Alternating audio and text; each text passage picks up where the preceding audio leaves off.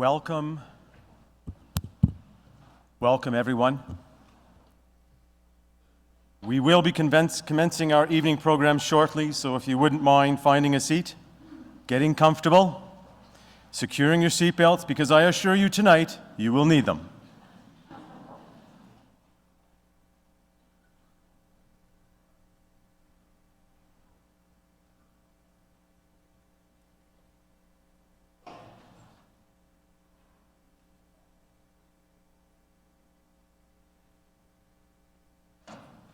Before we begin our evening program tonight, there are two housekeeping items I'd like to share. Please be aware that you can stay in touch with us at the Facebook page should this be a media of interest and channel for you. It'll be detailing our exciting events and activities that we plan on introducing in the coming weeks and months. Also, ladies and gentlemen, as you well appreciate, there is a significant investment to bring the Man of the Shroud exhibit to the community. If you feel that you've enjoyed the opportunity or you feel moved or blessed, there will be an opportunity to share an appreciation gift just after Father Andrew Dalton's presentation. I agree. Welcome, ladies and gentlemen, to St. Peter's present here tonight, attending the Man of the Shroud exhibition presentation. I would also like to recognize and acknowledge our online viewers joining us as well this evening, and for this, we thank you. My name is Greg Hyland, and it is my distinct pleasure and privilege to be your Master of Ceremonies this evening. St. Peter's is delighted to have with us our distinguished guest speaker from Rome, Italy, Father Andrew Dalton, presenting on the signs of the resurrection. Now, at this time of the program, I'm going to be a little atypical in my protocol. However, Father Dalton's success in life is not only attributed to the Holy Spirit, but two concentric individuals that I'd like to recognize tonight, his parents visiting from Georgia, United States. So if I can ask Mary and Dana Dalton just to stand up briefly, and we'll have a round of applause acknowledging them.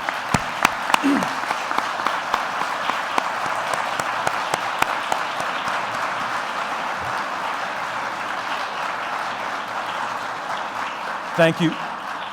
Thank you both. You're wonderful sports. Father Dalton was born in Honolulu, Hawaii in 1981, the third and youngest child of Mary and Dana Dalton. He grew up in a Catholic home with two sisters, Cara and Jessica. In 1999, he graduated from the Lassiter High School in Marietta, Galveston, as valedictorian, National Honor Society president, the Robert C. Beard Scholar, Mr. Lassiter High School himself, Marietta's top scholar athlete. He discovered his legionary vocation at the sophomore at Georgia Tech, where he proudly represented his school as Buzz, the college mascot. Andrew entered the novitiate in Cheshire in 2001, where he spent 2 years building foundations for the spiritual life before professing his vows of poverty, chastity, and obedience. He remained in Connecticut for humanistic studies until 2004. After 2 years in Rome, he obtained a degree in philosophy. From 2006 to 2009, he worked apostolically.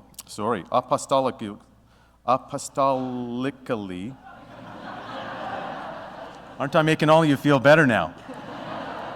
Where the youth in Washington, D.C., and Bordeaux and Paris, he worked directly with them. Having completed his first degree in theology 2012, he will remain in Rome as a priest to specialize in biblical theology.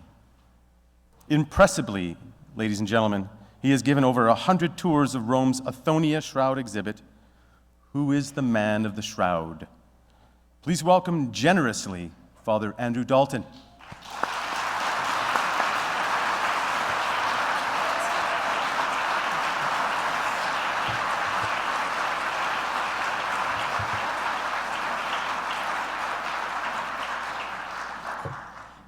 Thank you for the warm reception. I cannot say how kindly I've been treated here in St. Peter's. You all have amazed me from the moment I stepped foot in here, and I'm going to be sad to leave you all. Really, I've made so many friends in such a short time, and it's been a real privilege and just a joy.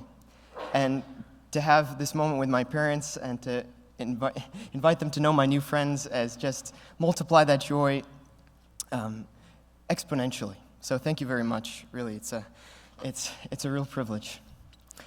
So we've got some homework to do. Can I just see a show of hands to see who was here yesterday? Okay, a great number of you. Who's here for the first time with me tonight? Also a good number. Okay, so I've got my work cut out for me as well, because it looks like I gotta kind of cater my presentation tonight to two different groups. So we're going to try to make this a unit in and of itself, but we're also going to build on what we saw yesterday. So, of course, yesterday we were looking at the physical sufferings of Jesus, and we didn't get all the way through. But let's just start over a little bit, and we're going to see today from a different perspective, because the title of tonight's talk is Signs of Resurrection. So what, if any, are the signs that point to a risen Lord when we look to the shroud? That's kind of the open question tonight, and we're going to attack it at a number of angles.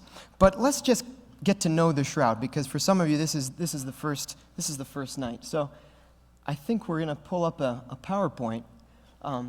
As that's coming up, let's just open. Here we are. Very great. So you've got the shroud before your eyes in this wonderful replica. So I'm just going to open right to this slide, which is simply a little composition of place to get into the gospel. Because if we're looking with the eyes of Christian faith, of course, I think it's obvious why the Shroud of Turin is of interest to us. Because if it is the burial shroud of Jesus, and we haven't proven that yet, right? But if it is the burial shroud from the first century belonging to the historical person that lived and walked this earth, then obviously it's of interest if that's his face, the face of my Savior and Redeemer that I'm looking at. If that was the blood that was shed for my salvation, of course that's going to tug on my heartstrings. Impossible that it not. But what is this story of the way it was recorded in Scripture? And I want to read this passage that we'll also proclaim on Easter Sunday, on that morning. And we're in John chapter 20. And I always think of it like this. You know, there's so many details I would love to have from the gospel, and we just don't get them. You know, so much about the physical sufferings that is just left out, left for your own imagination. How discreet, right? How painfully discreet, I might add, is the evangelist sometimes in providing the details that I'm so curious about. But all of a sudden, you get to the shroud in this one passage, which I'm about to read to you, and I want you to notice how strange it is that it's mentioned 3 times in 3 verses. Do you think that might be a sign that it's significant for the gospel writer? It's on the first day of the week. Mary of Magdala came to the tomb early in the morning while it was still dark, and saw the stone removed from the tomb. So she ran and went to Simon Peter and to the other disciple, that's John, right? The disciple whom Jesus loved, and told them, "They've taken the Lord from the tomb, and we don't know where they put him." So Peter and the other disciple went out and came to the tomb. They both ran, but the other disciple ran faster than Peter and arrived at the tomb first. He bent down and saw the burial cloths there. And this is the first mention of the word Othonia in Greek, burial cloths, or shroud. He saw the burial cloths, but he didn't go in. Why did he bend down? He had to bend down because there's a stairwell down before this kind of, I don't know if you've been to the catacombs in Rome, but you'll see like a sill against the wall, much like you'll see in this reconstruction here, and then an antechamber, and then the body would be laid against, it looks like in this picture, it's actually this far wall. And the body is there. So you can imagine they're seeing the tomb rolled away. And on the floor, what did they find? We're in verse 6. When Simon Peter arrived after him, he went into the tomb, and what did he see? The burial cloths there. A second mention. And the cloth that had covered his head, this is the sudarium. You might have heard about it. It's in Spain, right? This is sometimes translated the napkin, or the piece that covers just the head, right? And if you've seen that stain, I think we'll see it later on in the slides. It corresponds very much to what we'll learn about in the shroud. But what did they see? They see the burial cloths and then this sudarium, that which covered the head, not with the burial cloths, but rolled up in a separate place. And this is the key verse, verse 8 of chapter 20 of John's Gospel. The other disciple also went in, the one who had arrived at the tomb first, and he saw and, who can finish the sentence? He saw and believed. This famous sentence that we remember on Easter Sunday, he saw and believed. And my question for you, and I hope it's new, I hope you see it with new eyes tonight, what did he see so that he believed? Why is it that he sees dirty laundry on the floor and automatically concludes that Jesus is risen from the dead? I mean, what is it, John? Tell me more. You've come so far. Finish the job. And yet, this is the first moment that the Gospels record Easter faith, Christian faith, faith in the resurrection. And it's tied to what? The shroud that we're seeing tonight. No wonder it's of interest to Christians. No wonder down through the centuries, millions of people have flocked to Turin. Can I give you some statistics about this? It's amazing to think every time that there's a public display. In 1978, 3.5 million. People stood in line for up to 16 hours for a brief glimpse. 1998, 3 million. 2000, 4.5 million people went to get 2 seconds before the shroud. So this most recently, 2010, Pope Benedict went, and then now we just heard word a few weeks ago that Pope Francis will go next year, exactly 1 year from today. So the shroud is still the news and of interest to the church, as you can see. But I'm going to kind of shift gears now and ask the question to the secular world. Why are you interested in the shroud? Because you don't believe in the resurrection. You're certainly not interested in the same way a Christian who's looking to see the face of Christ or to venerate a cloth that collects the blood that was shed for my salvation. So why is secular science so interested in the shroud? That's what I want to see with you right now. And it begins with a story about this man. This is Secondo Pia. And in 1898, he was the first man to ever take a picture of the shroud. This is new technology. He's playing with a new gadget, basically. It was just invented in about 1840, the photo negative. And here he is at a wedding. The shroud is in the hands of the king of Italy at the time. And what better way to add a little pomp and circumstance to an event than whip out the burial shroud of Jesus? That'll do it. And so there he is. He brings us into the chapel, and he takes a picture of it. But can you imagine him in the dark room developing this photo? And he begins to see it take shape. And for virtually 9 centuries, we've been looking at this image that you see now before the screen. This ghost-like image, which seems human-like, but it also seems hard to interpret, doesn't it? And then he saw this. Then he saw this. There, I say abracadabra or something or what? But can you imagine the sentiment? I mean, if it were me, I would have dropped the plate, I think, for sure. Look at this. Look at how realistic it is. I mean, he was so shocked by it, but he shocked everybody else too. They didn't believe him. For 40 years, he had to answer to this objection that this was a hoax. He was trying to pull one over on people, that this wasn't the real thing. Come on. And then in 1931, Giuseppe Enrie repeats the experiment, but this time in orthochromatic film, which is to this day some of the most beautiful photographs we have of the shroud. And he got the same results, and I want to show you the full body. I'm not sure which way I got to point this thing. So this is the photo negative of what you're looking at over the altar, right? And you can see that it's certainly human-like in its form. But this is going to be studied by the experts themselves. And they're going to conclude, even the atheist ones, even the agnostics like Yves Delage that I'm about to share with you now, they're going to say it's just anatomically perfect. There's no way that this is the work of a con artist. And that was big news in the early 1900s, especially in France, when he was trying to publish these things. But Yves Delage and this is a drawing of the man. He will write his friends in sorrow because he's going to be basically kicked out of the scientific community for writing a paper whose conclusions will be that the man of the shroud, who suffers the same pathologies that we read about in the scriptures, that is, he's crucified, crowned with thorns and pierced in the side, scourged head to toe, this man of the shroud is Jesus of Nazareth. And he's not making any faith claims when he says so, right? He's just speaking from a sheerly scientific point of view. And yet, even though he was a man beyond reproach in his community, when he wants to write about Jesus, all of a sudden, he's ostracized. And he writes his friend, and he says, lamenting the fact, and he says, if I were writing about Xerxes or some pharaoh out there, nobody would have anything to say. But because I'm writing about Jesus, all of a sudden they're scandalized. I don't see why they should be, that there should be some material trace of Jesus' existence. He's a historical person.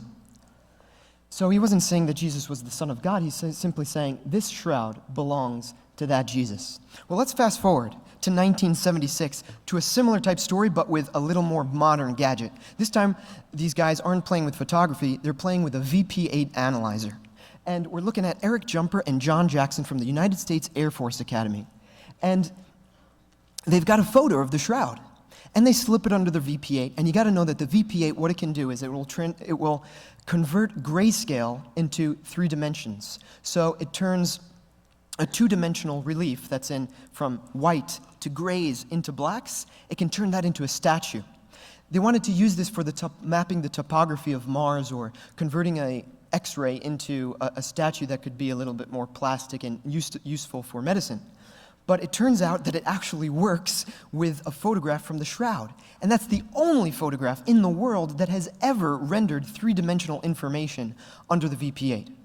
And just to illustrate this right now, if Greg, who's, standing at a distance of maybe, let's say 8 meters from me, he's taking a picture of me right now, obviously the distance is the same between me and my white collar, or him, the object that is the camera, and my white collar, as the distance to my black jacket. The photograph tells you nothing about distance as it's related to white and black, because we're at the same distance and yet the colors are very different. That's not the case with the shroud.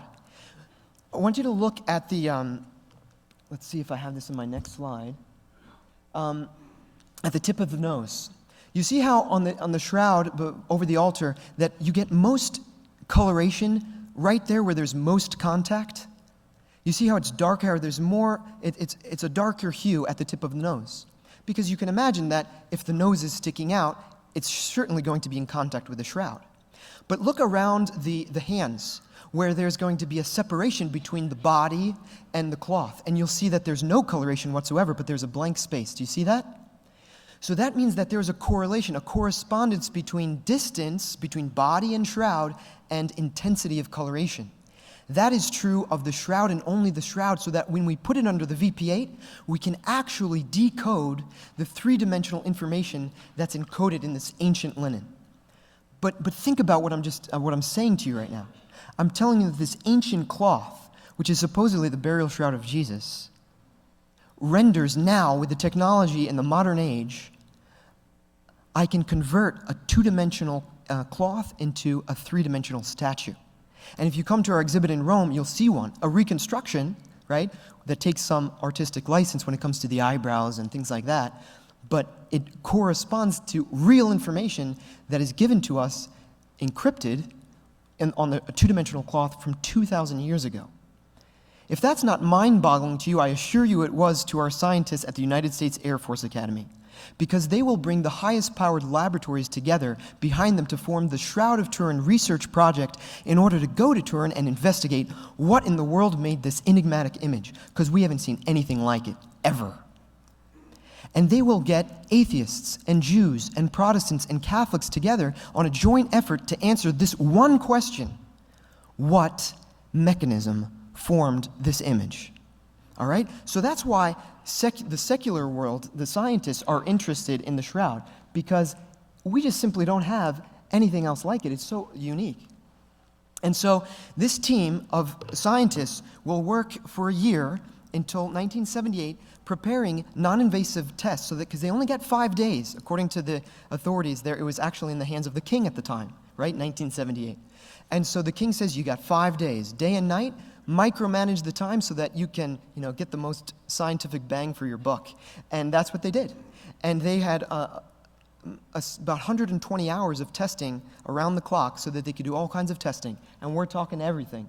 Look at all these crates. They almost caused an international scandal when they couldn't get through customs with this. But this is all the work of the different laboratories. And then they're going to do these testing. What kind of testings do we have? we have X-ray, we have ultraviolet, we have infrared, we have pyrolysis, mass spectroscopy, say that 3 times fast. We've got physics, we've got paleontology, botany, right? Pollen samples. Forensic doctors are going to study it. And my friend, Barry Schwartz, who I think I was telling you about yesterday, he was the photographer on the team, the professional technical photographer on the team. And he was in the room with the shroud around the clock for all 5 days, except for about 8 hours when he snuck out to get some sleep. Can you imagine? He said, I can sleep after, but I've only got 5 days with the shroud. He's a real enthusiast, as you can see. And that's my teacher and my dear friend. So little shout out to Barry Schwartz. But he's the one taking these magnificent photos, and this is one of his best. So their one question is, again, to answer what made this enigmatic image. But we got to shift gears again to pick up where we left off yesterday. All right? Remember what we were doing yesterday? We were looking from 2 vantage points. We wanted to look with the eyes of a pilgrim, like we did in phase 1, right? With John and Peter in the empty tomb. And then in phase 2, we wanted to look with the eyes of a scientist, right? We wanted to look with the eyes of Christian faith, and then we wanted to look with the eyes of modern-day science, and to see if these 2 worlds can coexist peacefully or not. I mean, what do I have to do? Do I have to check my faith at the door to be a scientist? Or vice versa? If I'm going to be true to my faith, do I have to turn a blind eye to science? And our presupposition is that since God is the author of both the scriptures and the natural world, that is, he's the one who makes science reasonable, he's the one who makes faith work, then we can trust both. These are 2 wings by which we ascend to the truth, faith and reason. So to continue our conversation, I just want to kind of sum up in just 2 sentences what we saw yesterday. We saw how Christ was in the agony in the garden. He suffered the hematodrosis, and his whole body became sensitive to touch. He was kissed by Judas. He was scourged some 120 times, head to toe. He was perfectly naked in the moment of the scourging. He carried a cross weighing some 50 to 70 kilograms. He carried his patibulum all the way to the foot of the cross, where he was nailed with two nails, 9-inch nails in the wrist, right there at the bend in the wrist where there's 2 nerves, the ulnar nerve and the medial nerve, that sent shock waves of pain through his arms and down through his legs as he was struggling to breathe. Meanwhile, he's asphyxiating slowly, drowning in his own body fluid. It's getting increasingly more difficult to breathe as he's debilitating, and he can't lift himself up on the cross, and he's just dying there, draining himself and shedding his blood. And meanwhile, he's loving us so much that all he can think to say is, Father, forgive them, they know not what they do. And he cries out, my Father, into your hands I commend my spirit. He says to Mary, behold your son, right? And to John, behold your mother. He says, I thirst. And they don't understand that he's thirsting for souls, and they say, here, take a drink. He doesn't want to drink, right? He wants instead to save mankind in this moment. And so we contemplated not just the physical sufferings, but also the divine love that animated him in his moment, because Jesus isn't a victim of circumstance here. He says, no one takes my life from me. And the Romans are saying, Jesus, we beg to differ, right? But Jesus says, no, you don't understand. No one takes my life from me. I lay it down of my own accord. And he showed it by fulfilling prophecies which were 1,000 years or 700 years old. And so many times that the gospel mentions this. We talked about it yesterday in the gospel. Anyway, so we got ourselves to the brink of death last night, but we didn't finish, because that's really the subject of today's matter. Because see, before we get to talk about resurrection, we've got to make sure that he actually dies. Because if you don't die, you can't rise. And this is a theory that's out there. Jesus didn't actually die, see? He was just in the tomb, and they thought he was dead. He was in a kind of comatose state. And you thought he was dead. He stopped breathing. But he didn't actually die, in clinical terms. Well, let's see if that theory holds water now, looking to the shroud with a scientific eye. Of course, what we read about in the scriptures is that they were going to break the knees.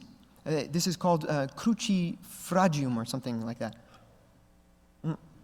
And I think it's clear now why that would work, right? Because if you can no longer push down on your feet and all you can depend upon is the strength in your arms to lift yourself up in order to exhale, obviously breaking of your legs is going to accelerate this process of asphyxiation, right?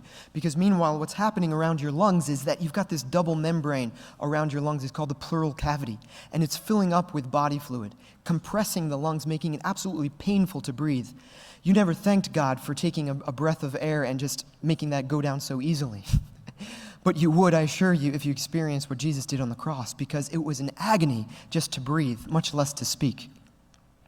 And so, but they don't do this to Jesus. They don't break his legs, and it's not necessary. Why? Because he's already dead. So that shows us in what state Jesus was by the time he got to the cross. Because as I mentioned yesterday, you could last as long as 2 weeks on the cross. And they would feed you to prolong the agony. That's what it was all about. Make sure you don't do what this guy did or you'll suffer the same fate. That was the message the Romans wanted to communicate. And so Jesus is already dead. Well, you can see how they treated him in the scourging. He was already on the brink of death before they even got started. And yet the divine love pushed him this far.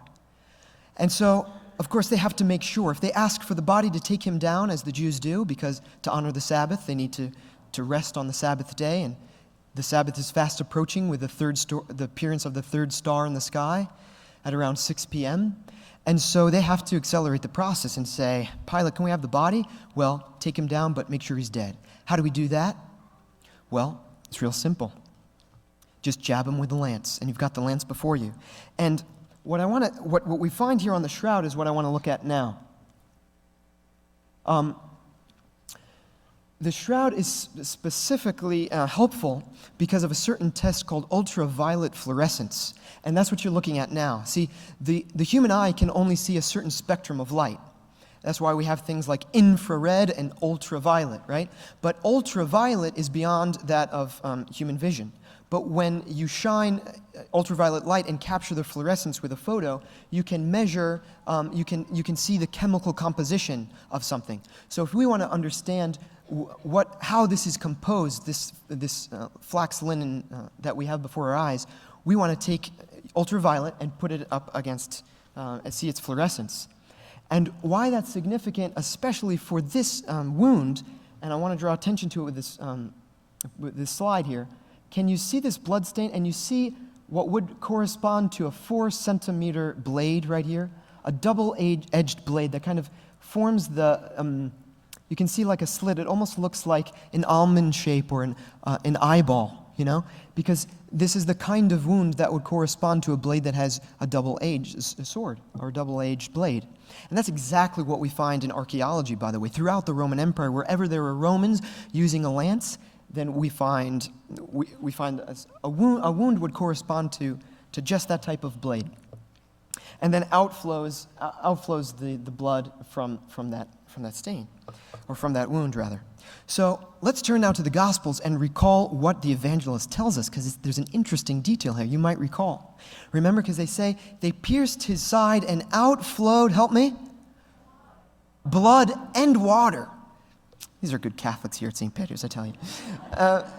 But, yeah, and I love that what follows is, and an eyewitness has testified, and he knows that his testimony is true, because it's just the kind of thing that only an eyewitness could tell us. I mean, how else would anybody know that outflowed blood and water? And yet, you might say, but isn't it kind of curious that water flows out of a human body? But you ask a doctor, and he said, no, it's not curious at all. In fact, that's exactly what you should expect. If the man is already dead, and there's no longer the heart pumping, and so therefore there's no longer circulation through the circulatory system, and so naturally the blood it's composed, right? You've got all those little organelles in there. You've got red blood cells and white blood cells, right? And they're heavy. They're the corpulous part of the blood. And the corpulous part of the red part of the blood settles to the bottom. And in the heart, which is the size of about a clenched fist, likewise, it's composed of 4 little chambers, and in each chamber, you're going to have a deposit of blood. And it's going to settle too. And so the serum, or the plasma, or the watery part of the blood is going to rise to the top, and the red part is going to settle to the bottom. And so if we thrust a lance into the heart, and by the way, if we were to strike the ribs in just that spot, between the 5th and 6th rib here, which is where we find the wound on the shroud, it would pierce just this side, just this, and we would expect if this is post-mortem, that is blood after death, that we should see separated blood come out. Well, wouldn't it be nice if we could see that on the shroud? I mean, if only we could see plasma with the naked eye. That would be so nice, but we can't. So, oh well. But of course, there's more to the story, right? Ultraviolet can see beyond what the natural eye can see. And what do we notice? A halo just around this bloodstain. And it shows up better on my computer screen than you can see here, where the contrast is a little bit better. But there's a clear halo around this bloodstain. It's like a little outer glow, you might say. And this is clear evidence of post-mortem blood. It's shining a little better. Thank you for that. Yes, it's better. But if you get online, I encourage you to do so, you can find these same images, which is where I got them myself. So this is, for me, one of the strongest pieces of evidence for authenticity of the shroud, an argument we got into a little bit yesterday. But can you imagine a con artist conceiving of this in the 1200s? This is the theory that's out there. They're pushing for this. I'm not making this up. No, a con artist wanted to make his painting look a little more realistic. So he, slit the tail of a cat or a goat or something and then painted it on top so it'd be a little more convincing, this painting of his. Well, did he go to the trouble to separate blood that was shed during life and post-mortem blood? And I already mentioned yesterday how this blood was analyzed in 3 independent studies, and every time came back as human blood, male, and type AB. So this con artist went to great lengths. He evidently killed a person to put on post-mortem blood that was separated, and it came out of the body in just this way. See how it's under pressure here? See how there's gaps there? So, for me, that's just absolutely inconceivable. I need more faith to believe this theory in the con artist than I do to believe in Christianity. So you can begin to see how impressive this is. So this man, the conclusion of this study is that this victim here is most certainly dead. And he had been for at least 30 minutes to 100 minutes when this blood stain was left on his body, right? All right, so let's move on here. All right, we need to talk today about signs of resurrection. And I choose my words carefully here. The word is signs, okay? I don't think we have proofs of resurrection. So I'm going to talk about signs of resurrection. More on that later. But let's look at what we see on the shroud. I brought this up yesterday when we were talking about the moment of the nailing to the cross. This is the wound in the hands, and this is obviously the photo negative. Notice, by the way, I don't think I mentioned that the blood here comes out as white, right? You notice that this is the photo negative. Notice how the blood then acts as a positive. I mean, blood on a linen always looks this way. It looks red. And so it acts as a positive lens, blocking the image of the body. Do you notice that if we zoom in and we look underneath the blood stain that's here, there is no formation of the body image? This is something that I didn't bring up, but it's very, very significant. I don't know if you caught this. Let me try to say it again. If you were a con artist, what would you do? Would you paint the blood on there first and then add the image of the body? Would you paint the knees and the arms and the torso and the head and the face and all that second, after you painted the bloodstains? Obviously not, right? Because if you painted the bloodstains in the wrong place, all of a sudden you'd be like, oh no, I've got to move my hand over here, but the bloodstain's already there. What do I do now? Right? You would paint the body first and then paint the bloodstains on top. I think that's quite obvious. But that's not what we have in the shroud. Because the blood was there first, and we can prove it. Why? Because underneath that bloodstain, there is no paint, there is no image whatsoever of the body. It's as if, here's a banal example just to bring home the point.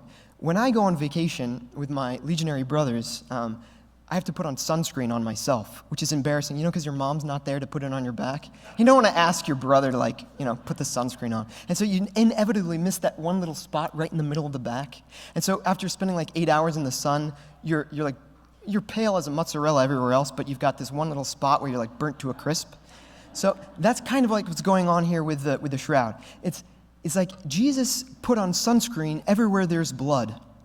And the blood is acting as a lens so that there's no sunburn for the body image. Does that make sense?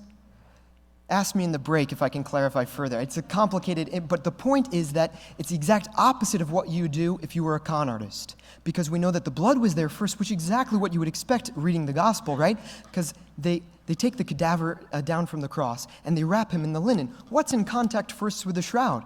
The blood, of course. And then when is this body image formed? Well, I can't prove it to you, but of course the obvious possibility is the light of the resurrection, right? So that would come in a second moment. All right. But there's more. Because I want you to look carefully at this blood stain. See how crisp and clear the boundaries are here. And you can follow this all the way down the forearm. Look at this in this next slide. Look at this forearm here. Do you see the very precise imaging that we have, the type of blood stains that we have? Compare that. Just look over the altar to the splotchy blood wound at the feet. Notice how different it is.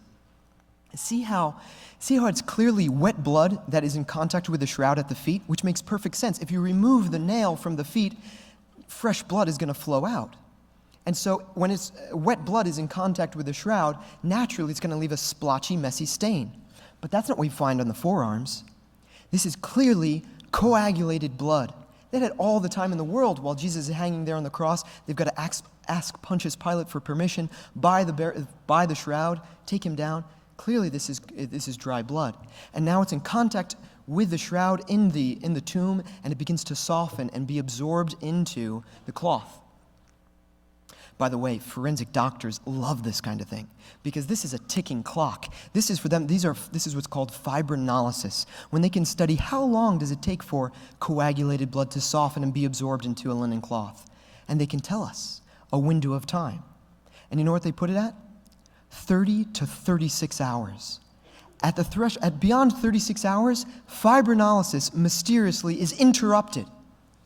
No longer is this blood being soaked into those linen fibers.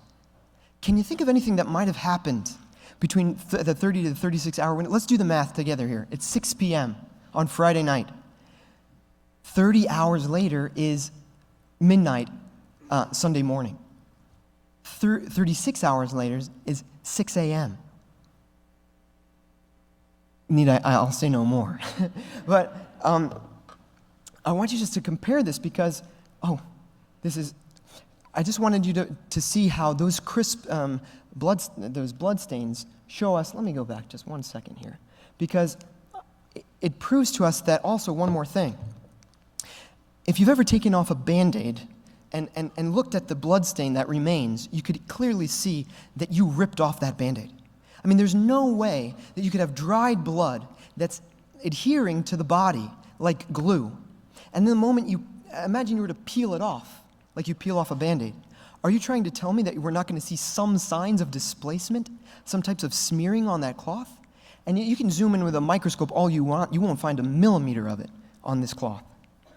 And so I don't think I mentioned this, but I think this is the perfect time. How is it that the body of Jesus got out of that cloth without leaving any sign? I mean, we read what we read about in the tomb in John 20. You could imagine that they might have thought, well, I don't know, maybe thieves came here and stole the body. Let's think about that possibility for a moment, right?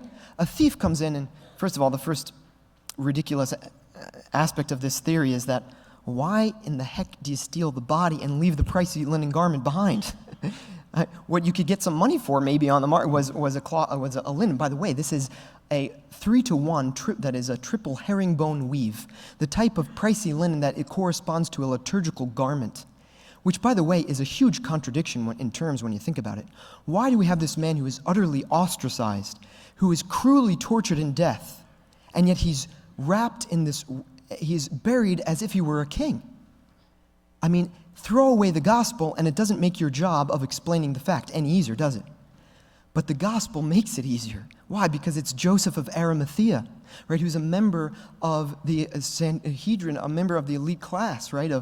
Among the Jewish authorities there. And he could have purchased a cloth like this.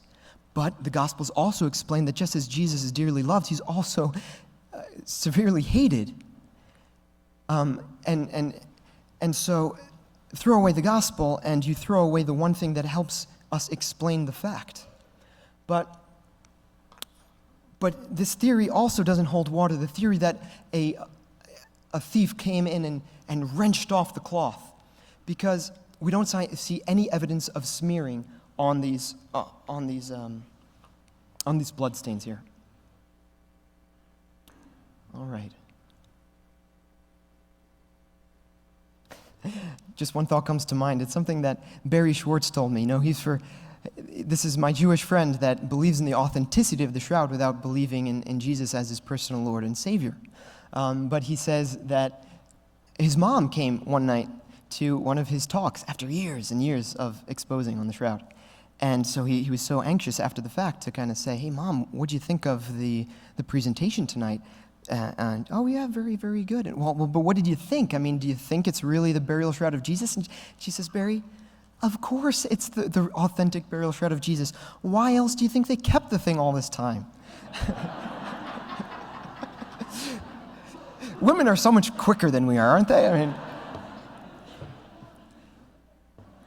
but it's true. I mean, and you think about it from a Jewish perspective, and it's even more shocking. I mean, if there's anything that would render you ritually unclean, it's the burial shroud. I mean, you know what it was to read Leviticus, and to touch death, to touch a cadaver, you're disqualified from temple worship for all that time, and you have to go through all the purification rites and all of that.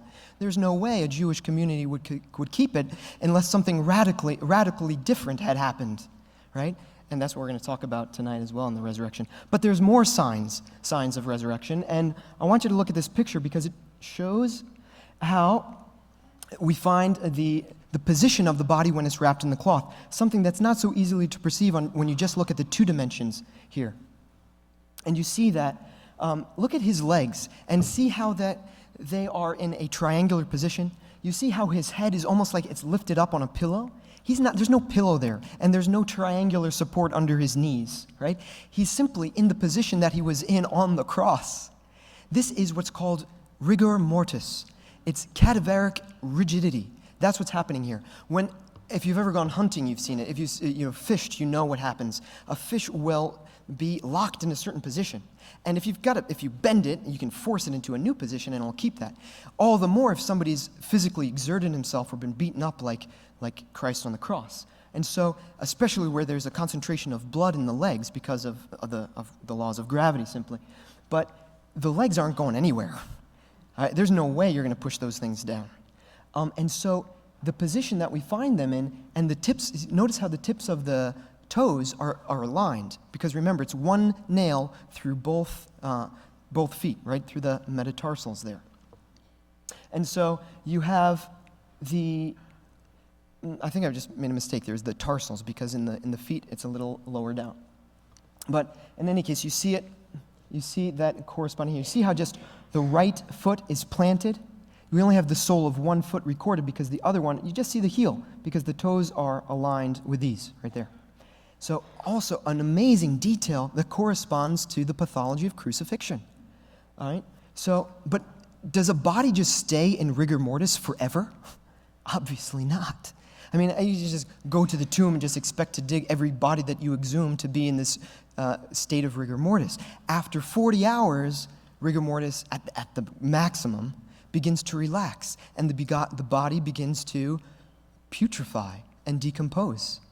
And yet we don't find anywhere any signs, no evidence whatsoever of decomposition or putrefaction on the shroud. We would expect to find pneumonia gas exiting out of the navel and oral cavities, obfuscating the formation of the facial image, and yet we don't. But most impressively, this body is in rigor mortis. How did you get that body, which is in rigor mortis, out of that cloth without wrenching it out? I just recalled what I wanted to share earlier.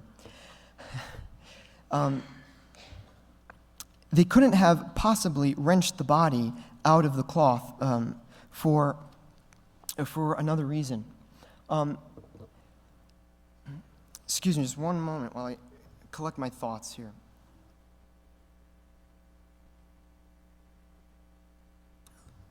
I lost it. I don't know. I had it, and then it came and went. Too much information cycling through this little head of mine. Say a little prayer for me that it comes back. Oh, goodness. It's escaping me right now. Ugh, in and out. All right. Well, there's one last aspect that I wanted to bring up. It's not the most scientific, but I think it's profoundly true. And we're talking of signs of resurrection. And so many people over the years have told me that simply looking at the face, not knowing anything about the science, they simply are convinced that this is the face of a man, of a divine face. That this is a man about to rise. And I can't explain it to you. It's kind of like that proof of God's existence that says, listen to Bach's music and know that God is real, you know? I can't prove it to you in a syllogism, but gosh, I feel that there's some truth to it. And I think there's something similar in this face. How is it possible that a man that is treated so cruelly, so hated, has this kind of face in death? Look how he sleeps in peace. Look how he has no resentment, no rancor left over. Wouldn't you expect someone who has experienced these kinds of tortures to be contorted, to be, with a furrowed brow and, an emaciated face? And instead, we find this look of peace.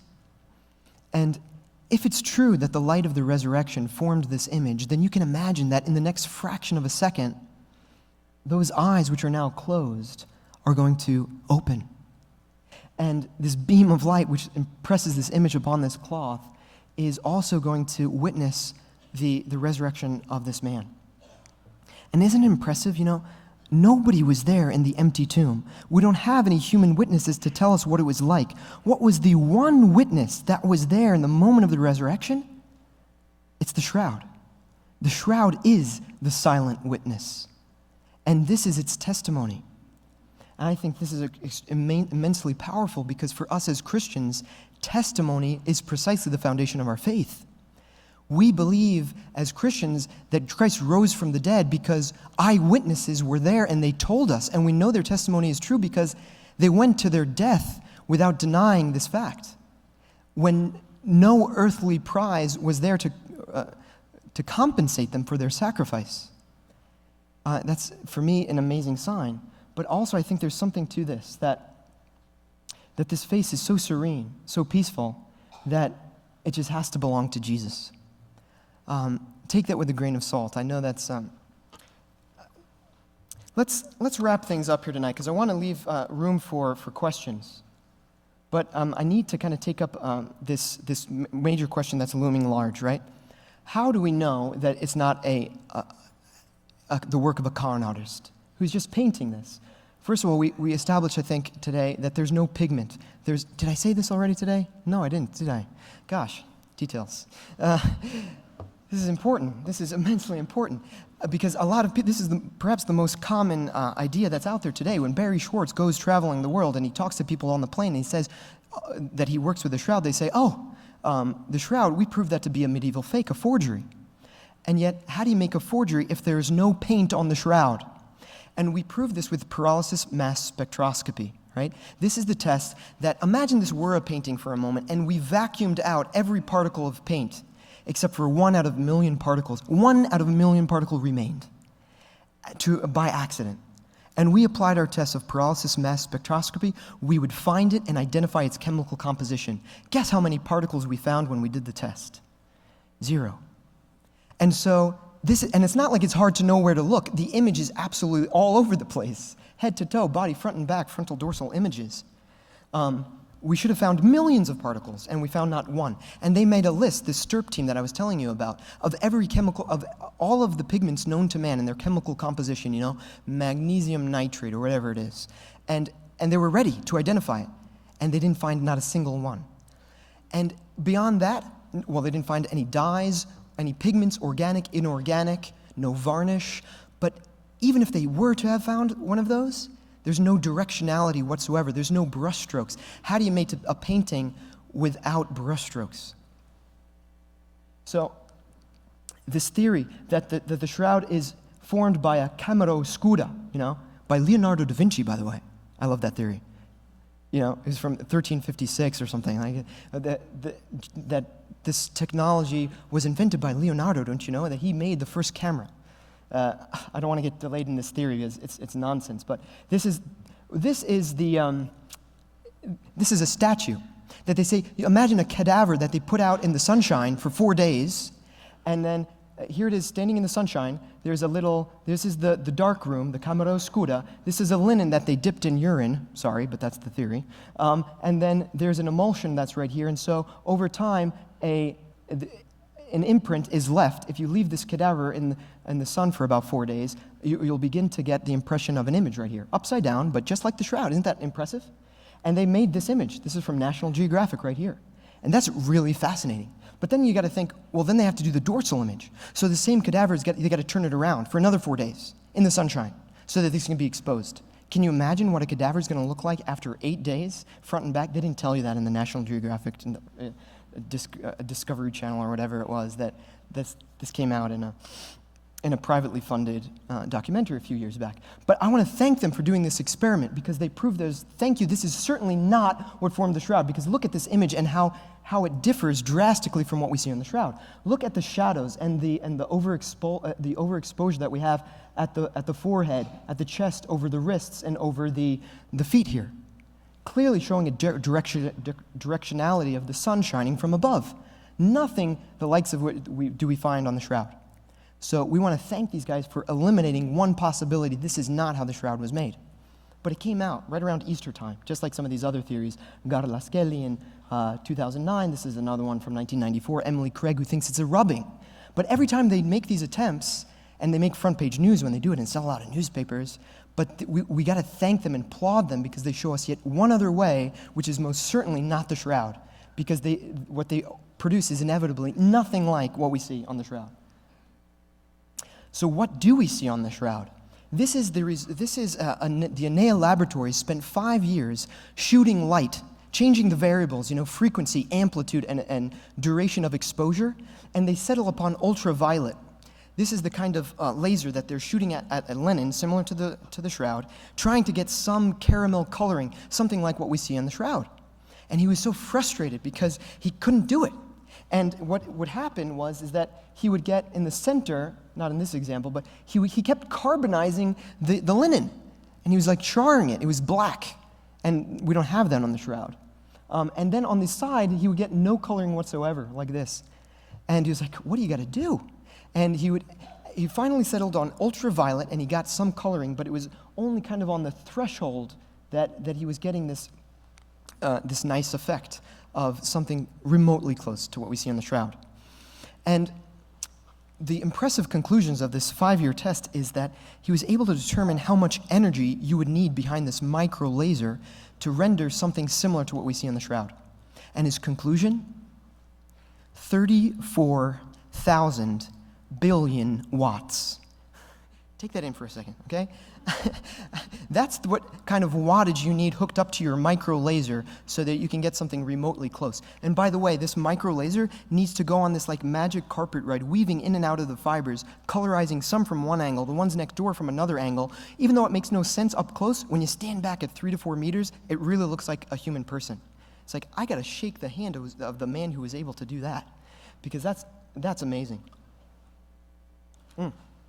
So, 34,000 billion watts wouldn't quite do it, even if you did have a micro laser, however, because the exposure, the amount of time that kind of wattage was unleashing on this linen cloth must have been so infinitesimally small, such a short exposure time, because if not, we would see in Jerusalem a crater the size of Hiroshima, right? Which we evidently don't find. So I don't know what kind of divine laser beams God's got up there, but we're not remotely close to recreating this in the laboratory. Can I say that again? Because that's a really important conclusion. Nobody in the whole wide world is able to recreate anything remotely close to the Shroud of Turin. Not with lasers, not with ultraviolet, not with infrared, not with paint, not with varnish, not with rubbing. No one. I like what Barry Schwartz always says, quoting Sherlock Holmes, and this conversation that would have often with, what's his sidekick? Watson, right? And he would say, Watson, if you have in the scene of a crime, if you're able to eliminate all the possibilities but one, be sure that the one that remains is true. And that's precisely what happens with the shroud. We can knock down all these other theories. The one that remains is the one that's presented by Christian faith. And it's the only one that we can't reproduce in the laboratory. But it's the one that's, in my mind anyway, most certainly true. All right. So I was telling you about those bloodstains. What I didn't tell you is that if we were to turn out all the lights in here, and imagine I had transmitted light in my hand, and I'm standing behind the shroud, you would see something like this. You could see very clearly the bloodstains, because that makes sense, right? It's soaked into the very fibers. But what happens to the body image in that moment? It disappears. You can't see it. I don't think I told you this yet, did I? That it's so faint, it's so superficial, that when you turn out the lights and shine light from the other side, you can't see it at all. How superficial is it? Take a human hair and split it in half. All right, throw away that half. Take a half of a human hair and split that in half. Now you've got a quarter. Do that 4 times. So we're talking 1/16 or 1/20th the width of a human hair. That's those surface fibers, because every single thread is really a fiber bundle. But it's the first 1 or 2 fibrils that are colorized. We're talking 200 to 500 nanometers. That's the depth of penetration that we're talking about. We don't have a micro laser in 2014 that can do that kind of colorizing. But it's not even a microburn, it's not a laser. This is just the best language that we can find to describe it. What is it? The way they describe the results that we see zooming in on a microscope. Whew. What we find is that the polysaccharide chains that form flax linen are dehydrated. There's oxidation, dehydration, or conjugation of the cellulose fibers, the polysaccharide chains that form cellulose. That's what's really there from a scientific point of view. But nobody can explain how that effect was achieved. Anyway, so just to show how mysterious this is. All right. While we're talking about these bloodstains, I think I promised you this slide yesterday, that it's so impressive to me that these bloodstains correspond to the blood that we find in the Sudarium. Notice how this is certainly the oral cavity here. See the beard? See the forked beard? See how it repeats on this symmetrical image? So that this corresponds to this, and this beard corresponds over here. So this would have been the line of symmetry right here. And there is a great quantity of blood on the face that is wiped away. But there was a very interesting study out of Spain. I listened to a conference once that lasted about an hour and a half, showing just how convincing the evidence is. So, and just one little last fact. This is what I mentioned yesterday about Lanciano, the Eucharistic miracle. In both of these cases, the blood came back when it was tested as AB blood, just like we found on the shroud. So this Eucharistic miracle, again, the story of that priest that was doubting in the real presence of Christ in the Eucharist, but when he pronounced the words of consecration, the bread turned not only sacramentally, but also visibly before his eyes into myocardial tissue. You can see this to this day if you travel to Italy. And likewise, you can see 5 pellets of coagulated blood. They do blood analysis on these in the 1980s and find out that it's AB blood. All right, so to continue with this theory that this is a medieval fake, what's the evidence in their favor? The one and only piece of evidence that we find that dates the shroud to the Middle Ages. But I've got to say, to be quite honest, radiocarbon-14 dating is the best testing mechanism that we know to this day. And it's true that they took a sample in 1988, and this is them cutting away that 8-centimeter strip that you can see in the top left corner as you look at the shroud above the altar. So what happens? They cut away this. I've got to explain a little bit about how carbon-14 works. If you want to zone out because you don't like science so much, give me just 1 minute. I'll try to make it easy and short. How does carbon-14 work? Well, you got to know that everything that lives and breathes has carbon in it. So a cow flax linen, the oak trees out there, they've all got carbon. But when they die, they're no longer replenishing their carbon, which likes to exist as carbon-12. Remember your periodic table, right? But it also exists in other isotopes. You can have more neutrons in your carbon. You can have carbon-13. You can have carbon-14. But it's radioactive. It's not comfortable being carbon-14. And so if it's not alive, it's no longer replenishing these carbon atoms. The carbon-14 at the moment of death is going to begin to decay at a known rate. And it's like a ticking clock. Because the half-life of this isotope, carbon-14, is exactly 5,730 years. What does that mean? It means that anything that's organic, we can carbonize it, count the molecules, and say, according to the proportion between carbon-12 and carbon-14, how long ago this specimen died. And we did it with the Shroud. And what were the results? Well, this is what they published. These 3 different laboratories, right? Zurich, Arizona, and Arizona, Zurich, and Oxford. And so this is Dr. Michael Tite in the center here with this. This is the results with a 95% certainty rate, 1260 to 1390, and you got to love this exclamation mark at the end. It says a lot, doesn't it? And I'll spare any comment about these faces, but the dating was 1216 to 1390. And they told you that as if they all reached that same conclusion, but that actually was not exactly the case. Let's see what I've got here. This is what hit the newspapers all around the world. Can you imagine? People who had dedicated their lives to studying the Shroud. And this is what hit the paper. Turin Shroud shown to be a fake. And I had many more headlines just like this. And it sold a lot of newspapers. But more than that, it silenced Shroud science for about 18 years. And it said all those people who thought that this really was the authentic burial shroud, they're like flat earthers. Yeah, they were living in the Dark Ages, basically. That was the argument. But I wanted to just show you this real quick, because we should have known long before we even did carbon dating that was an impossible solution, that this linen really dates to 1260 to 1390. See this kind of 7 shape or the L shape? You can see it better over the altar, perhaps.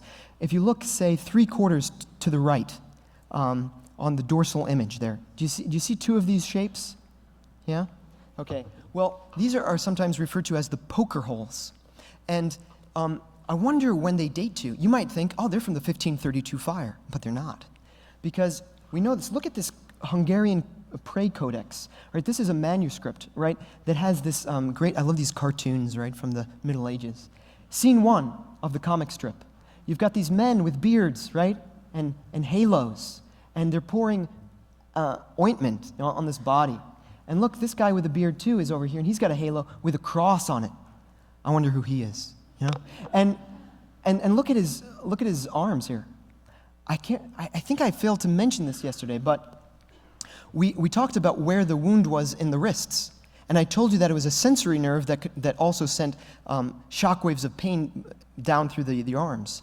But it's also a motor nerve. Did I say this yesterday? That it controls the digits here. And one of the effects is that it bends the thumbs in. And so, lo and behold, on this comic strip, we've got 1, 2, 3, 4 fingers. I wonder if he's painting the man of the shroud.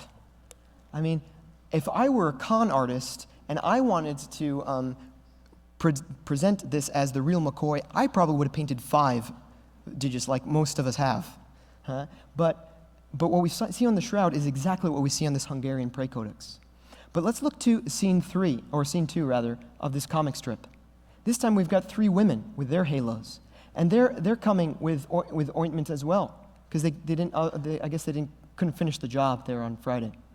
And so the angel is over here with his wings and halo as well, and he's pointing. And he's saying, look, here's the same cloth, but he is not here. He has been raised. Why do you look for the living among the dead?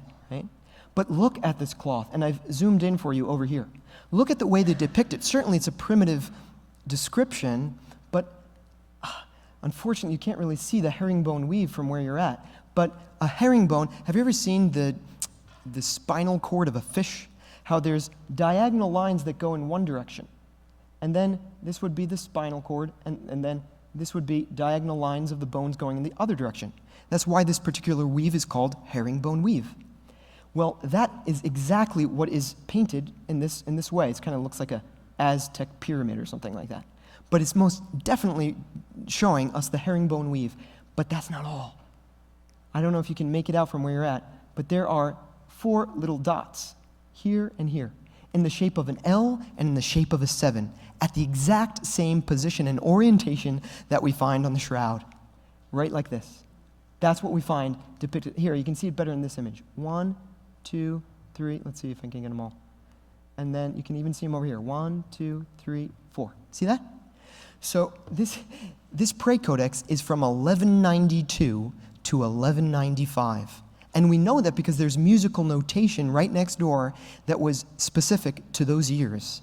There's no way we're mistaken about this, the dating of the Hungarian prayer codex. Well then, what does that tell us? That the shroud was most certainly in existence in 1192 at least. And it was well known enough to be collected in a prayer book. So, obviously much older than that. So don't tell me that you're 95% sure that it's from 1260 to 1390. We should have had red flags right from the start, and yet none of that happened. But it gets better. And this is, I love this story because this is just a stay-at-home mom from Ohio. Her name is Sue Benford, may she rest in peace. And she was watching TV one night, and she saw the face of Jesus, or the face of the man of the shroud, and she said, "That's Jesus, and I just know it." And I love women's intuition once again, how quick they are to arrive at the conclusions. But she was convinced that this was Jesus and that she was going to dedicate her life to figuring out what went wrong with the 88 testing. And so she asks for the Turin authorities for a sample of the leftovers from the testing in 88. And they give her a blown-up image, a magnified image of the textile. And she brings it to textile experts. And one after another, wouldn't you know that what they tell her? Wow, this is really interesting. Look how the weave is misaligned here. And one after another, they'll point out that this is rewoven. And by the time she hears this for the 3rd time, she begins to put 2 and 2 together. And she writes a paper, and she reads it in Orvieto in Italy at a congress about the shroud. And her theory is this, that the shroud, this would be a sample that they use for carbon dating, and she says the top half would be the rewoven portion from the 16th century, and that this would be a portion of the original shroud from the 1st century. And because it had some wear and tear, over the years, because all those times they held it up and they had contamination and bioplastic gum and whatever type of, you can imagine how it was becoming threadbare, that they would have needed to done a repair. And so this is her theory. She can't prove it, but these textile experts say they see a misalignment in the weave. So she presents it and publishes it. And guess who hears about it? Barry Schwartz from Shroud.com. And he publishes it on the website, the most scientific website on the shroud. And so he gets a call from his friend from the Shroud of Turin research project, Ray Rogers, the head chemist from the STURP team. And in the crude language of Ray Rogers, he says, "Barry, what are you doing printing this junk from the lunatic fringe on our scientific website?" And Barry, he says, "Well, Ray, they follow the scientific method. I think it's an interesting theory. I think the public has a right to know about it." And he says, "I'm going to prove him wrong in 5 minutes." And he says, "Well, Ray, go ahead." And so they hang up the phone. And so Ray Rogers goes to his safe and pulls out the sample that he's got from the 70s, the Ray's sample. Just in this top left corner, he's got a sample from a textile right next door to what they used for the shroud from the carbon dating. And so he puts it under the microscope and studies it for an hour and a half. And he calls back his friend Barry. And he says, "You're not going to believe this, but I think they're right." And so, of course, he can't use the sample that's been hanging out in his little manila folder for the last 20 years. he's got to get the real shroud. He's got to get the portion that they didn't use in the 1988 test because they kept the other half of the sample, another 4 centimeters, in a little bank over there, in Turin. And so, with the permission of the church, he gets his hands on the original sample. But this time he knows he needs to do things right. He's going to get the scanning electron microscope and a panel of scientists together on this so that by the time he publishes, he can publish in a peer-reviewed scientific journal. That's the highest level of science that exists to this day. Because before you publish, you need a whole panel of scientists to agree on the conclusions that are published in this article. And meanwhile, Ray Rogers is battling cancer. He's a race against the clock. Well, he publishes in 2005. And the results of this test, the results of this article, this is the main conclusion, is that what we tested in 1988 is simply not representative of the rest of the shroud. Let me say that again, because this is the conclusion, that we can prove by science that the 1988 test may well have been valid, but whatever it tested, it simply isn't representative of the rest of the linen. Now, you can explain that with the theory of Sue Benford if you like, that there's an invisible weave. Just again, to explain her theory is that you didn't just have the original shroud and a patch from the 16th century and a seam in between, because that would have been unseemly. Pardon the pun. But you instead have unraveled the fabric on this side, unraveled the threads on this side, and interwoven them so invisibly that you can't perceive it. But what will you perceive? Well, this textile over here is going to be white, respective to this other one, which is 16 centuries older. So what do you have to do? You've got to apply a plant gum, some sort of dye, to make this one look just as yellow as the one over here. And guess what? Cotton absorbs the dye, and linen doesn't. And we find evidence of this plant gum on this incrustation typical of this type of dyeing on the shroud. And I want you to look at this on the UV. Remember what we already learned about ultraviolet fluorescence. It tells us what? Chemical composition, right? So here's the shroud. Look at the colors that we've got here. Yellow, orange, maybe a little red. This is exactly what you find for the entire shroud. It's all these colors. But look at this top left corner. This corresponds to the top left corner right over here, right where they cut the shroud sample. Forest green. A 5-year-old could have told you that that's the worst place to take a sample. We did this in 1978. Do you know what? When they go in to cut away 8-centimeter strip, they're about to destroy 8 centimeters of the holiest relic in all of Christendom, and they say when they get there, where do you think we should cut the strip? And they're arguing about it for 2.5 hours. We have this on videotape. Do you think maybe that should have been decided ahead of time? Remember what I told you about the STIRP team, how they're micromanaging every minute for a whole year so that they can do non-invasive tests. Something went dreadfully wrong that day in 1988. But in the end, I'm quite thankful for it, because all this controversy in the end only serves higher purposes. God always works in these ways.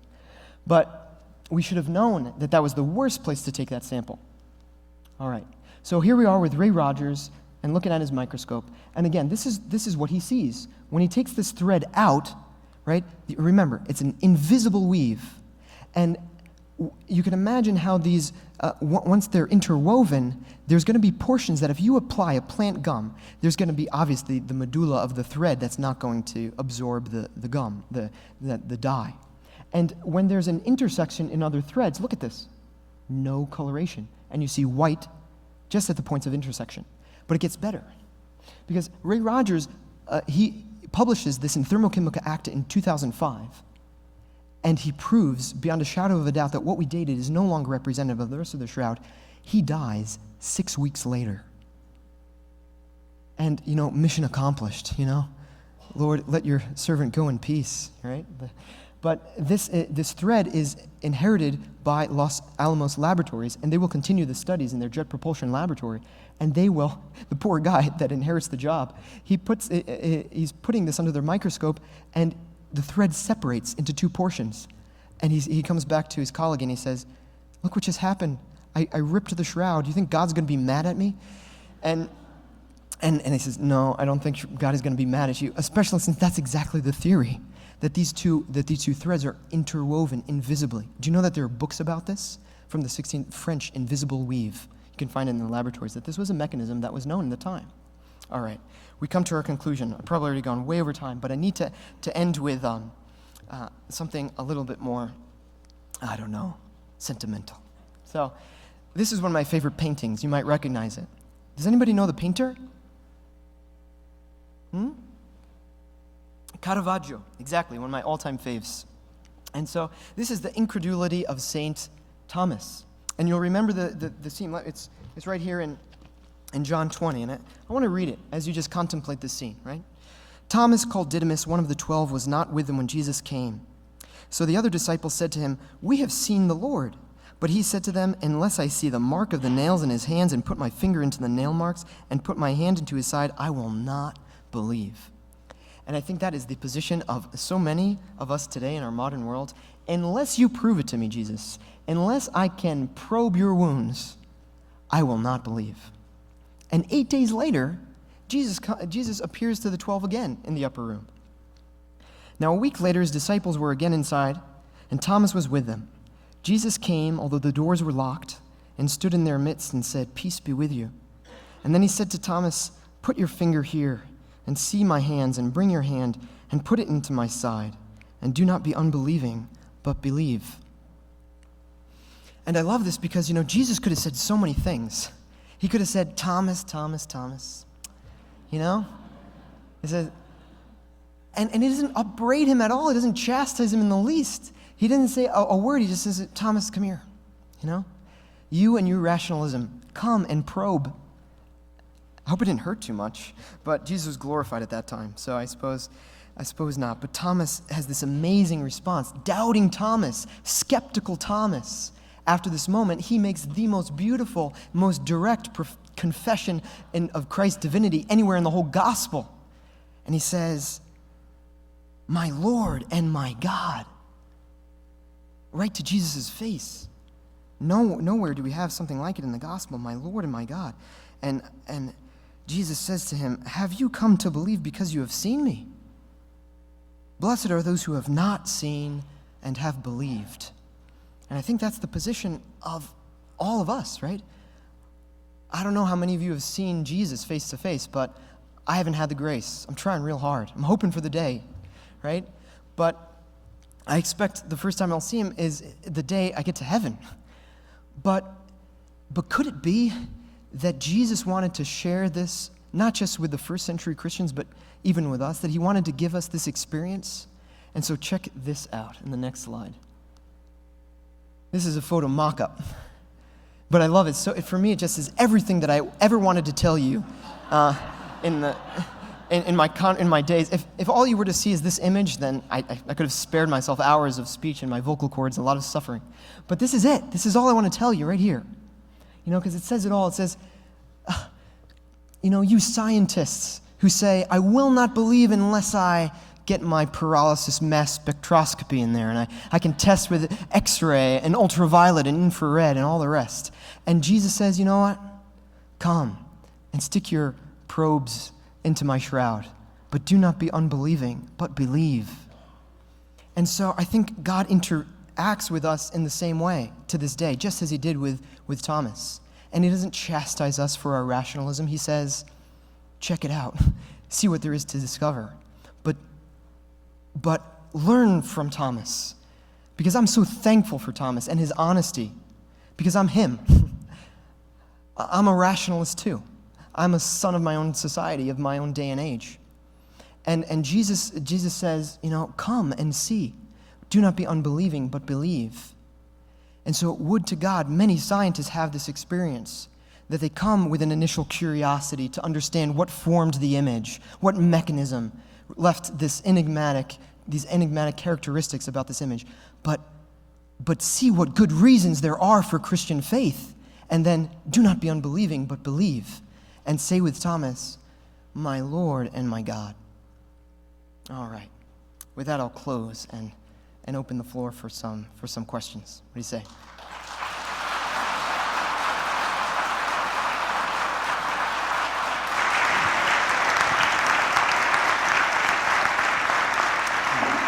I told you you'd need your seatbelt tonight, and I was not joking. Wow. You know, after last night, we were left hanging as if it was a TV season finale. But I assure you, continue to experience the Universal Studios Shroud 4G ride here at St. Peter's. I think this deserves another round of applause, don't you?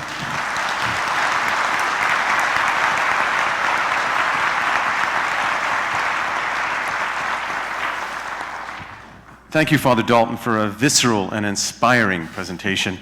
However, I'd also like to mention that at this time, ladies and gentlemen, there is an opportunity to share an appreciation donation, and if you so desire, thank you for your generosity, and you'll see the baskets come up, but we'll continue to open up the floor for questions. If I may have the privilege of sharing the first question from one of our online viewers, Philip in Calgary.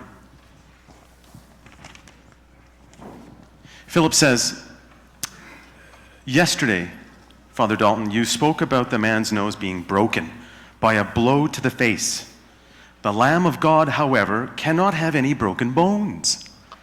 Is there evidence of any bones being broken in the man of the shroud, or is it just cartilage that we're talking about? Yeah. Yes, great question. Exactly what we read about in the prophecies, right? And this was, if I'm not mistaken, it's Zechariah. I might be mistaken, but I want to say Zechariah 12 or so talks about this, that not a bone shall be broken. And the evangelists take this up. And they say, remember that passage where it says, we shall look upon him whom we have pierced?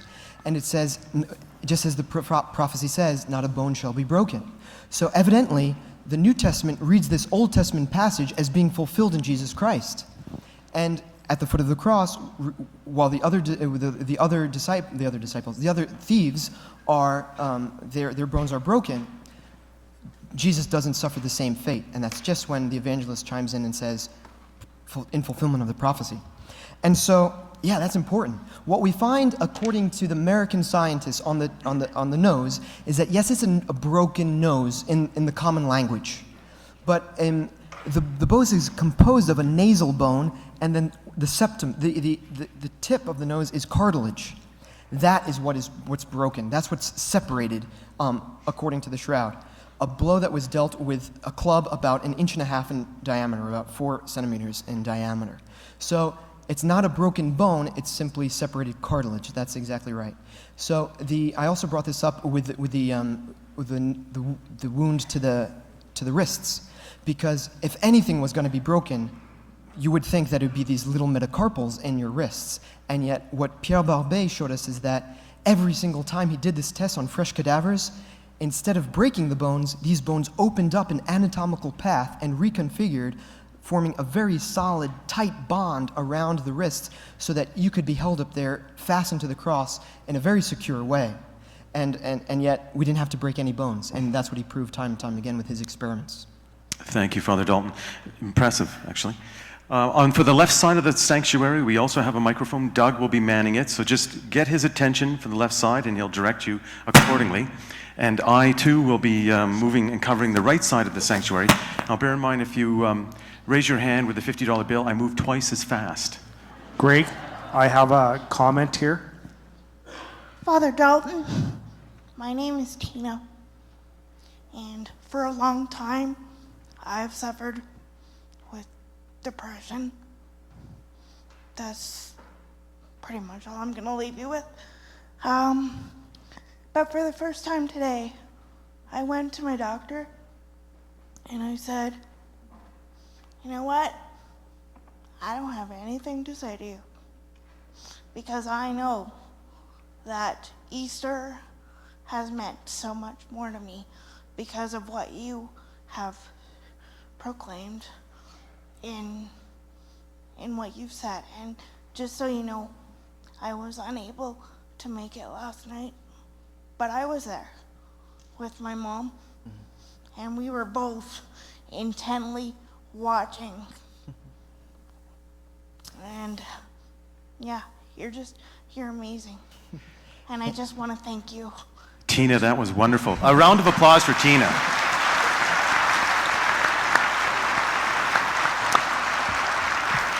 God bless you, Tina, and thank you for sharing, because I think you've got a whole church full of people praying for you tonight, and one brother in Christ And I thank you for sharing your powerful testimony. Hear, hear. Amen. Hear, hear. Father Dalton, I was here last night. I'm here again tonight. It was equally mind-blowing and excellent. Thank you so much.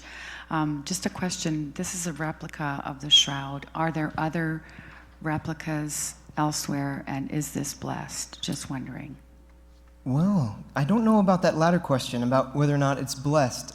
Maybe someone in the back can help me out with that one. But yes, there are other replicas in the world, in Turin as well. Because remember, when you go to Turin, what you'll find is that it's under lock and key. It's actually in a case under inert gas at constant temperature and pressure, because we got to preserve this for future generations. So they only expose it in very special occasions. And what you can actually see there, if you were to go there today, would be a didactic museum. Right, much like what we have inside this sanctuary. And yes, there are other ones. I work at a university where there is an exhibit in Rome. The first one was in Jerusalem, the first Othonia exhibit, but they're popping up like wildfire all over. I mean, really spreading with exponentially in the last years. It's unbelievable, the interest. As of really 2005. And they're in Lisbon, there's in Mexico, in the United States. We're expecting 2 to open up. I don't know where they all are over the world, but yeah, there are more. So thank you. Around the world, yes, all over. Excellent, excellent. We have another question from online with Joan, who lives here in Calgary, and she asks, did Christ love the first century Christians more than us? All of a sudden, he's come and gone, leaving us to endeavor more. What more do you see for us? Wow, that's an amazing question, because I've often thought about it myself, you know. Wouldn't it be nice, when you read the Gospels, like, wouldn't it be nice to live what they lived, to see what they have seen? You know, Jesus, when you walked on water. Jesus, when you multiplied that bread. I mean, I would love to have heard you speak, and they were so convinced at the end of those, you know, reading 5 to 7 of Matthew's Gospel, the first thing that they say is, no one ever taught with such authority. He teaches not like the scribes, but he teaches with authority. I mean, what was it like to sit at Christ's feet and listen to him? I wish I could have been one of them. And yet, in faith, I know I don't have less of a gift, because Christ didn't abandon his church. There's no way that he could have loved his Christians, those first century Christians, so much and then just abandoned the world and said, fend for yourselves from now on. No, in fact, we can receive Christ in the Eucharist every single day now, something that those first century Christians couldn't have done. God is a crescendo of grace, I mean, until the end of time. And he promised, I am with you always until the end of the age. And he lives that out. But I really think that he didn't want us even to be deprived of knowledge of his human face. Do you remember Zacchaeus, who climbs the tree and is like, I just want to see him go by? Or the Greeks that run up to Andrew and say, we want to see Jesus. Or Philip, who at the end says, show us the Father and we shall be satisfied. And Jesus says, but have I been with you so long, Philip, and yet you do not know me? Anyone who has seen me has seen the Father. And yet Jesus now gives us in the shroud also a way of contemplating his physical appearance, because that is the longing of the human heart. We don't want to just talk to God in prayer. We want to see him and touch him. And I think in the shroud he gave us one image, but it's the most important image, the one that encapsulates 2 fundamental mysteries of our faith: the incarnation, that God takes on human form, and the resurrection. And the very light of that resurrection is what gives us this image. So no better snapshot could we possibly hope for. Thank you, Father Dalton. That was a great question from Joan online. Anybody else from the sanctuary? Yes.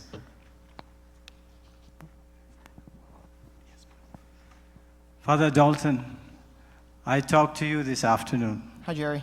How are you? Father, I have this question that is after we had a chat, and it kind of I need clarification on it. When we come to see the shroud, do we venerate it as a religious relic, or do we look upon it as question number 1? When we look upon it, or we look at it as an artifact. The second one is, you reiterated the fact that this is like what I believe in, on an authentic image of Jesus on the shroud, and I believe in that very, very firmly. But I have a problem that the Vatican and we brought this question, has not in essence accepted it. But yet you mentioned that May the 4th is a feast day for the Shroud. That's right.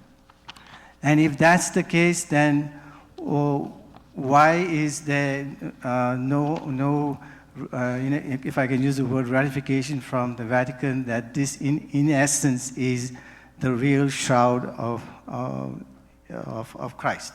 Very good. And the last question. I told you, Father, I'll be tough. The last question, Father, is that when we come here, I know there are believers, there are non-believers, and there are atheists and everything.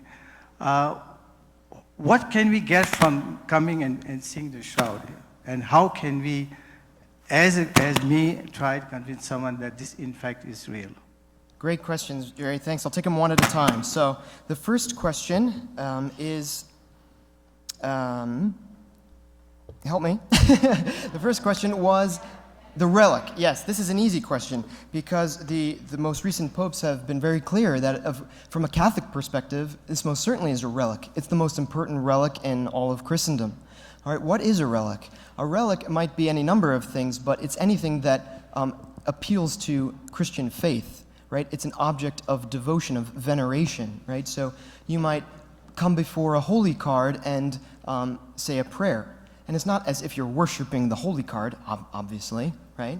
But through this card, through this image, you're being drawn into a mystery, into a personal prayer with God, right? So through some visible means. We're men. We need the senses. We need to touch. We need to see. We need to feel. And we move through that into a dialogue with Christ or with God the Father or the Holy Spirit, right? So this is most certainly what the church wants to promote in the first place, right? Because even if tomorrow, if the unthinkable were to occur, and we were able to find definitive proof that the shroud is no longer the burial shroud of Jesus Christ, it's not as if the Catholic Church would crumble and fall, right? Because it's not the sole witness to the resurrection. It's one among many, right? Think of all those martyrs that gave their lives to testify to Christ, right? But it's a very powerful witness in my mind, and I would probably experience something of a crisis of faith if you were to really present some evidence to me that this isn't real, because I simply know too much right now. But it's not inconceivable, it's not beyond the realm of possibility that science could disprove the shroud in the future day. I can't say beyond a shadow of a doubt that that's a possibility. But what will always be true is that the veneration paid over the centuries through this object brought people into the mystery of Christ's death and resurrection. All right, and that's valid no matter what. Now, I'm with you, Jerry. I mean, I feel that this is important in another dimension, not just as a relic, not just as an aid to prayer, but also as scientific witness that Jesus is a historical person, that he suffered the things that we read about in the scriptures, and it's corroborated by science as an artifact. And so, is it a relic or an artifact? I would say that's a false disjunctive. It's not either or, it's both and. It's not out, it's et in the language of the Middle Ages, right? So it's both. And I think it speaks powerfully as an artifact, and in only the most recent years has that really come to light. Down through the centuries, it's been held to be a relic, and that's the perennial truth, all right? I think I answered the first question, all right? So the second was about the feast day. Yes, you're right. The Catholic Church on May 4th offers an optional memorial. There is a liturgy about the shroud. Now, you got to remember that in Vatican II, we had this plethora of feast days, and they were kind of cluttering our liturgical calendar, and it was really hard for us to have enough ordinary time. And if you're going to get through the scriptures, you kind of have the Vatican II helped us to see that we need to respect our feast days, and we shouldn't be multiplying them too extravagantly. And so one of the ones that got put in kind of a second place was this May 4th. But in Turin, they celebrate it. And in Mexico, there are places that I know of where they celebrate. And even here, you can have the optional memorial. It's an option, right? It's not an obligatory feast day. But the option is there, and that shows us, I think, something of the judgment of the Church. The Church isn't speaking from a scientific point of view when it says that this is that this is a relic, that it's worthy of prayer. Let me put it in the words of the Pope, because I think that'll be better. I've got the words of His Holiness Pope John Paul II, soon to be Saint John Paul. And he says in 1998, on May 24th, "The shroud is a challenge to our intelligence." You can say that again. All right? It first of all requires of every person, particularly the researcher, right? So he's talking to scientists here, that he humbly grasp the profound message it sends to his reason and his life. The mysterious fascination of the shroud forces questions to be raised about the sacred linen and the historical life of Jesus. Since it is not a matter of faith, the Church has no specific competence to pronounce on these questions. Did you get that? So the Church has its autonomy, its field of action, let's say, and the scientist has its field of action. It's the competence of science. It's not the competence of the Church to enunciate, to pronounce judgment on these things. The Church entrusts to scientists the task of continuing to investigate so that satisfactory answers may be found to the questions connected with this sheet, which, according to tradition, wrapped the body of our Redeemer after he had been taken down from the cross.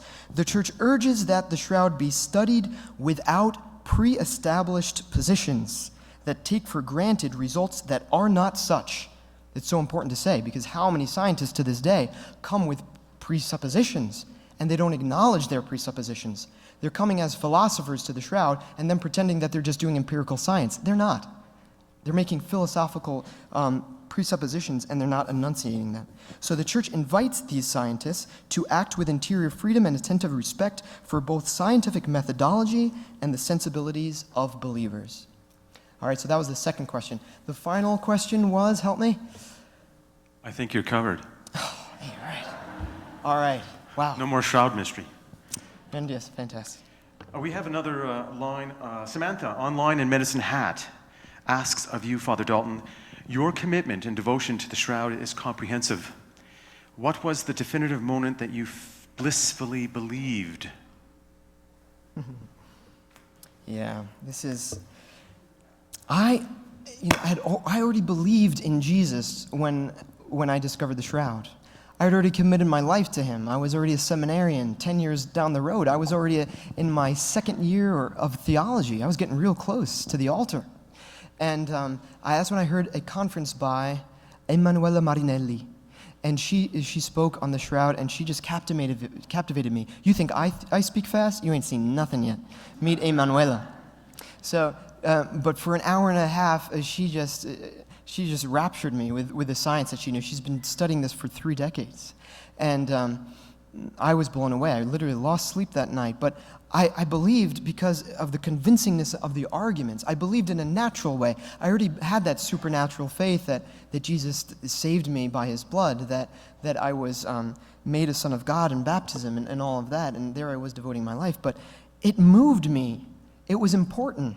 Something special happened to me that night, and I hope it's happening to many of you as well, that what we believe isn't just a pipe dream. It's not a fantasy. We don't believe in fables or fiction. And I think I quoted the Catechism, which in turn quotes St. Thomas last night. Everything we hold by faith is reasonable. It doesn't mean that everything we hold by faith was reached by reason. Right? We're not all geniuses. But it is reasonable. And I think the shroud is an amazing and elegant testimony of that fact. And I saw an opportunity for evangelization, a tool. And I pray that now that it's in your hands, that you might use that tool. That you might not just be motivated here and kind of feel like the flutters and fervor of a moment of, I don't know, nice, warm, fuzzy feelings or something, but that you use it to bring to light just how powerfully convincing our faith is. So that'd be my prayer for all of you. Thank you, Father Dalton, for sharing. We have time for one more question, and I believe John in Calgary online as well. We're getting a lot of activity online. It's pretty remarkable. He says, can you tell us, Father Dalton, that how is it important to Catholics, and equally so, also important to Protestants, the man of the shroud? Yeah, this would be a great question to ask a Protestant. I wonder, often, I do. Historically speaking, the Catholic Church has been the custodians of the shroud. And so they've been the ones to see it as a relic. Our Protestant brothers in Christ don't have that same tradition of honoring relics and venerating them and moving to God's in prayer through them. And so perhaps, unfortunately, the conflict between Protestants and Catholics, because of that tension wrapped up in that, they kind of see the shroud. And so maybe they haven't often turned with the same enthusiasm towards the shroud because simply it's Catholic property kind of thing, And yet more recently, and this is encouraging to me, there are evangelicals who are using the shroud similarly as we are here in St. Peter's for evangelical purposes. And in my hometown of Atlanta, Georgia, there is a man that you can see his website if you go to shroudencounter.com, and he's an apostle, and I can't wait to meet him because he looks like my kind of guy. But he's doing this same thing basically. He's saying, look how much this speaks to our faith, and yet he's Protestant. So yeah, I think this isn't just tools of evangelization, but it's also a tool of ecumenism. That is an opportunity for unity amongst our separated brothers and sisters in Christ that are, through the unfortunate consequences of the Protestant Reformation in the 1500s, we're still kind of suffering the consequences. We need to seek out, if we have at heart what Jesus himself was praying about most fervently in the moment before he dies in the Last Supper. What is his one prayer that he repeats again and again in John 17? Let they be one, may they be one, so that the world may believe. And that weighs heavy upon Christ's heart, and it better weigh heavy upon ours if we're true disciples of Jesus. So in the shroud, we have an amazing opportunity to dialogue with them and to see how much we have in common. So hopefully we can use it in that way. Thank you, Father Dalton, for sharing the personal side. As we get close to wrapping up this evening's program, ladies and gentlemen. Yes. Sorry. Yes. And who are we talking to? Christina. Welcome, Christina. Thank you. Father Dalton, my name is Christine, and I'm here from Our Lady of Fatima, Portuguese Catholic Church. And I'm here with a group of confirmation candidates. And I have seen them squirm, jump, turn around, make connections, get more curious, ask questions. Thank you so much for this evening, enwrapping all of us in the man of the shroud, our Lord Jesus Christ. Thank you. Thank you, Christina. A round of applause.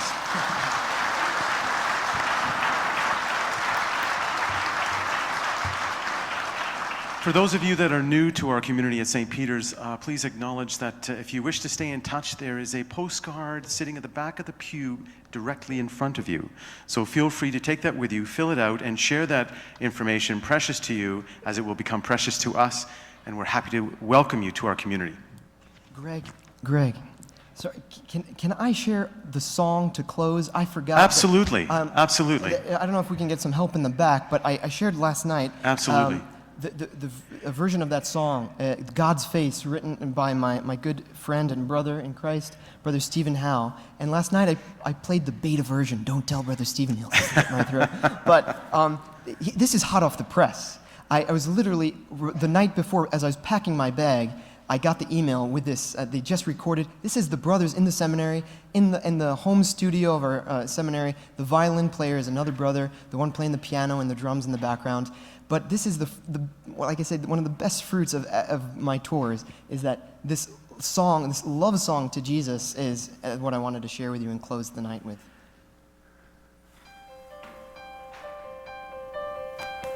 Who is this man I hardly see, shrouded in silence, speaking to me? Why is his story told in blood and light? What did our God stoop down to write? What will I let him bring to light? I see the nails, I see the blood. My tears fall forth in a cleansing flood. Why did my Savior choose these chains for me? If not that I should be set free. So come, O Lord, and let me see. I do believe that I perceive God's face before me. Open my eyes, I want to see your face before me. I see the cross studded with thorns. I see the royal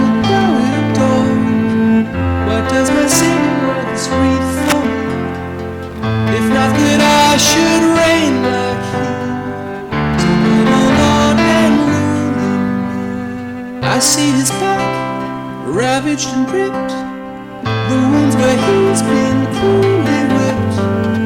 What does my Savior lie torn for me, but that my flesh pure like his should be? So put me chaste, oh Lord, I do believe that I perceive God's face before me. Open my eyes, I want to see your face before me.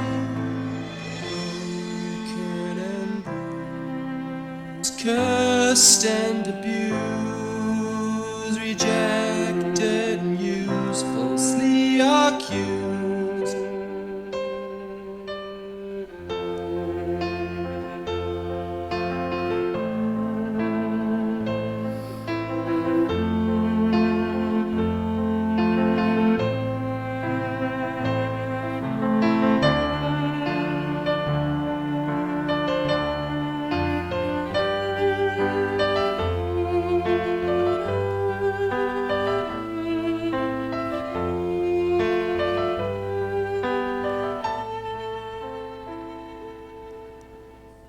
I see his eyes, I see them close, I hear his words spoken in death's throes. Father, forgive them, they don't know what they do. What can I say, Lord, but I love you. I love you, Lord, wanna be like you. I see his eyes opening wide, the King is knocking, wants to come inside. His heart is open, pierced with love for you. What will you say? What will you do? What will you let him work in you? Are you convinced? Do you not see? How dear you are to me? Do you see my heart? Does it touch your heart? Shed all your fears apart. I do believe that I do see God's face before me. God's face before me.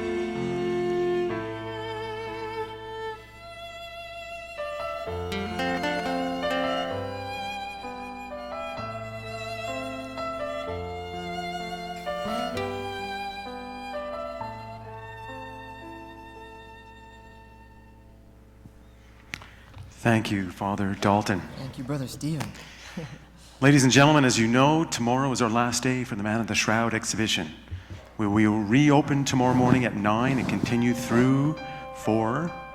And in preparation, we're going to be, like a crescendo of an orchestra, we'll be wrapping up with our final gala night.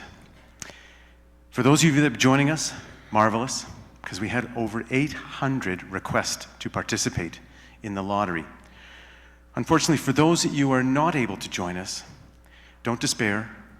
From the comfort of your own home, you can enjoy us streaming online. As we come to a close, feeling inspired by the Man of the Shroud exhibition and Father Andrew Dalton's gracious visit with us, we sincerely thank you for sharing your precious time with us at St. Peter's this evening. We also thank our online viewers at home for taking the time and visiting with us as well, sharing great questions for all to appreciate. Ladies and gentlemen, on behalf of Father Jerome Levine, pastor at St. Peter's, Kusum, our events coordinator, Caroline, our Shroud exhibit director, and our distinguished guest and privileged speaker for us to enjoy, Father Andrew Dalton, and myself, we wish you safe journey home. God bless, and thank you.